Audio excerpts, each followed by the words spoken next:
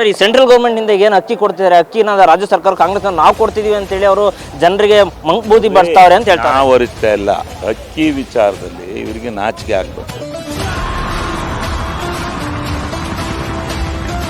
BJP ಅವರಿಗೆ ನಾವು election ಮ್ಯಾನಿಫೆಸ್ಟೋಲ್ಲಿ ಹೇಳಿದ್ವಿ 5 kg ಅಕ್ಕಿಯನ್ನು ಅಡಿಷನಲ್ ಆಗಿ ಕೊಡ್ತೀವಿ. ನೀ central government food security act 5 ಬರ್ತಾ ಇದೆ, ನಾವು 5 ಕೊಡ್ತೀವಿ, ಒಟ್ಟು 10 kg ಆಗುತ್ತೆ ರೈತನಿಗೆ. ನೀವು 5 kg ಅಕ್ಕಿ ಕೊಡಿ, ನಾವು ಅವ್ರಿಗೆ ಕೊಡ್ತೀವಿ, ನಿಮ್ಮ ದುಡ್ಡು ತಗೊಂಡು ಕೊಡಿ, ಹಂಗೆ ಕೊಡಬೇಡಿ ಅಂತೇಳಿ 34 ರೂಪಾಯಿ ರೇಟ್ ಫಿಕ್ಸ್ ಮಾಡಿ ಕೊಡ್ತೀವಿ ಅಂತಲೂ ಹೇಳಿದ್ರು, ಎಲ್ಲವೂ ಹೇಳಿದ್ರು. ಅದೆಲ್ಲ ನಿಮಗೆ ಗೊತ್ತೈತೆ ಮಾಧ್ಯಮದವರಿಗೆ. ಆಮೇಲೆ ಇವರೇ ತಾನೇ ಕೊಡಕ್ಕಲ್ಲ ಅಂದರು. ಈಗ 29 ರೂಪಾಯಿ ಮಾರ್ತಾವ್ರೆ ಅದೇ ಅಕ್ಕಿನ. ನಾವು ಪುಕ್ಕಟ್ಟೆ ಕೊಡ್ತಿದ್ವಲ್ಲ ರೈತರಿಗೆ,